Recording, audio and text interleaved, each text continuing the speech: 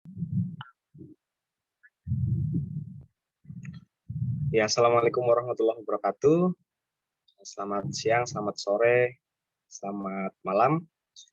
Sebelumnya, saya ucapkan terima kasih kepada rekan-rekan kelompok 9 sudah menyempatkan untuk mengerjakan tugas forum group discussion atau FGD dari mata kuliah perilaku organisasi.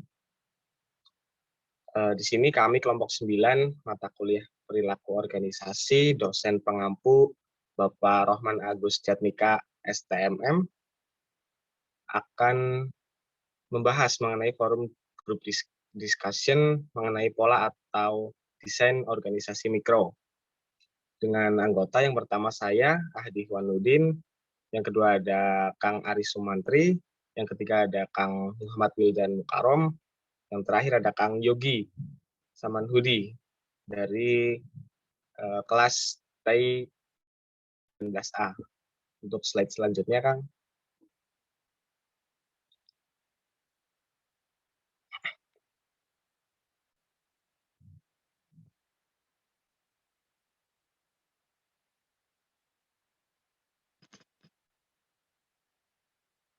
Ya, untuk slide selanjutnya berkaitan dengan video sebelumnya, video mengenai pembahasan modul 10 dari kelompok 9 ini, kami mengambil salah satu pertanyaan dari saudara Aji Bayu Satrio dengan nomor induk mahasiswa 2020620111057, kelas TI Karyawan 19A.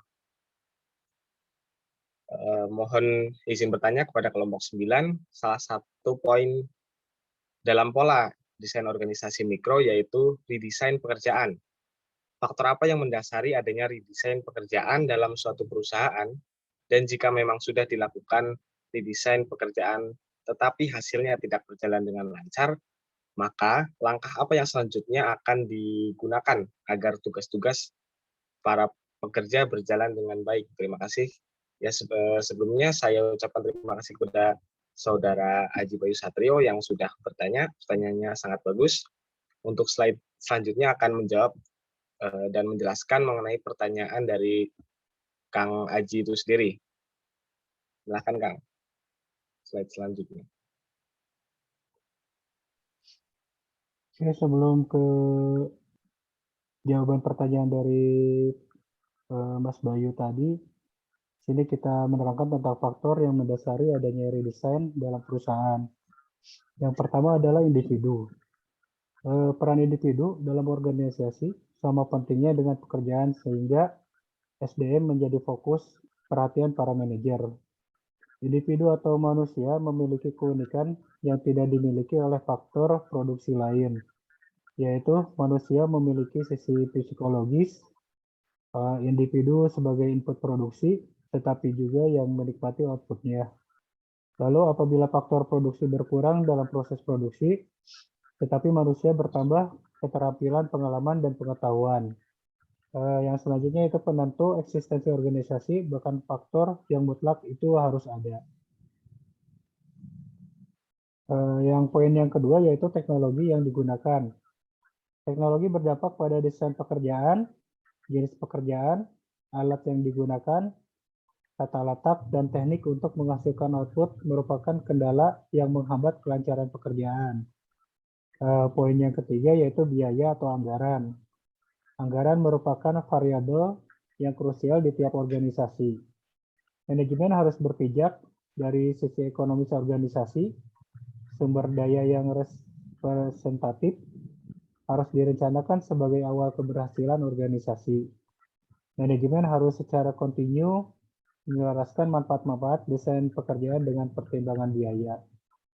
Oke, selanjutnya dilanjutkan dengan Kang Wildan.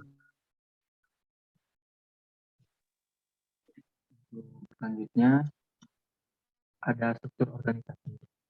Struktur organisasi memang sangat berpengaruh terhadap keberhasilan desain pekerjaan. Bagi dunia usaha di Indonesia, peran struktur organisasi terasa semakin penting karena dua hal, yaitu yang pertama, struktur organisasi efektif akan mempermudah pengawasan. Yang kedua, tidak stabilnya dunia usaha di Indonesia. Variabel internal manajemen. Manajemen bertanggung jawab kepada organisasi secara keseluruhan. Suatu tanggung jawab yang sering kali mengharuskan manajemen menghadapi berbagai pihak yang berkepentingan dan menyeimbangkan tuntutan yang saling bertentangan. Untuk mempertahankan organisasi, manajemen harus mengupayakan hubungan antar pihak-pihak yang berkepentingan tetap seimbang dalam jangka pendek maupun panjang. Next. Karyawan. Hampir dalam semua organisasi, sifat dari tenaga kerja adalah berubah. Sebagian karena faktor demografi.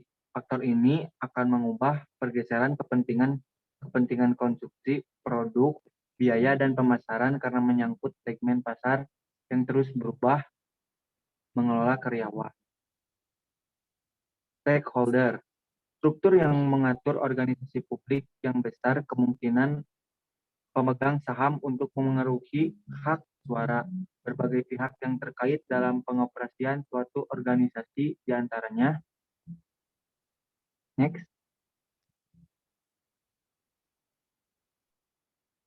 Serikat pekerja. Bila organisasi hanya memikirkan kepentingannya sendiri dan menganggap karyawan atau serikat buruh sebagai objek produksi, maka tujuan efektivitas organisasi akan terhambat. Saat ini, serikat pekerja hanya memiliki sebuah status komite karyawan menjadi organisasi yang lebih solid dengan membawa kepentingan hakiki dari hak dan kewajiban sebenarnya daripada karyawan. Dengan demikian, karyawan tidak merasa khawatir dan takut karena ada jaminan perlindungan pada pekerjaan mereka. Untuk slide selanjutnya akan dilanjutkan oleh Kang Ari. Terima kasih Kang Wildan.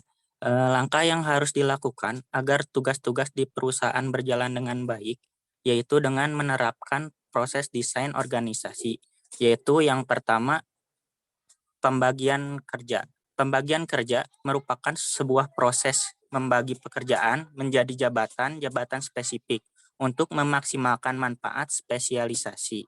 Keuntungan ekonomis dari pembagian pekerjaan yaitu menjadi jabatan-jabatan khusus untuk alasan historis utama yang mendasari penciptaan organisasi. Yang kedua, departementalisasi merupakan suatu alasan-alasan untuk mengelompokkan pekerjaan-pekerjaan tergantung pada kebutuhan untuk mengkoordinasikan pekerjaan-pekerjaan tersebut. Pekerjaan-pekerjaan spesialisasi dipisahkan satu sama lain, saling berhubungan dengan keseluruhan tugas, dan pencapaian keseluruhan pekerjaan membutuhkan pencapaian setiap pekerjaan. Tetapi pekerjaan-pekerjaan tersebut harus dilakukan dengan cara dan urutan tertentu sesuai dengan yang dikehendaki pihak manajemen ketika bekerja tersebut disusun. Yang ketiga, pendelegasian wewenang. Nah, pendelegasian wewenang ini merupakan suatu proses pembagian kewenangan dari atas ke bawah di dalam suatu organisasi. Biasanya, para manajer akan memutuskan seberapa besar kewenangan yang seharusnya didelegasikan kepada setiap jabatan dan pemegang jabatan tersebut. Pendelegasian wewenang mengacu secara khusus pada kewenangan mengambil keputusan. Terus yang keempat ada rentang kendali. Rentang kendali merupakan jumlah bawahan yang melapor kepada atasan. Rentang ini merupakan suatu faktor yang mempengaruhi bentuk dan tinggi suatu struktur organisasi.